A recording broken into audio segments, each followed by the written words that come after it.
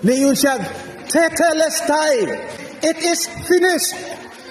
Yes, nahuman ragyod, nabayran ragyod. Ambot masabot, kaniwala sa pagdakop ni Satanas niya, aron dili mabayran ang inyong sala, ang atong sala. Nabayran ragyod. Nabayran ragyod dito sa cross. Motong nisinggit siya, tetelestai. So nabayran na atong mga sala, pinagi ni Jesus Christ. John 1:12, kung kinsa katong musalig og mudawat ni Hesus Kristo, sila tagaan og katungod nga mahimong anak sa Dios. Pagka-anak sa Dios nga dili pinaagi sa pag-ulag-ulag sa tao or kabubuton sa unob sa tao, kun dili kabubuton sa Amahan. Kung mudawat mo ni Jesus Christ, maluwas ta sa eternal punishment, eternal condemnation, katong imperno nga bisag mangandoy ka dito nga mamatay nung tako aron dili nako ma-feel ning kasakit, di ka mamatay.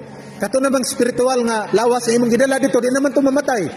So forever na to nga magtigik sa kasakit, kay gisunog siya, di po siya masunog. Kay espiritu man to, hangin ra man to siya. O mao na ikaw. Karon maluwas ka ato. Si Jesus Christ nagpakamatay sa cross.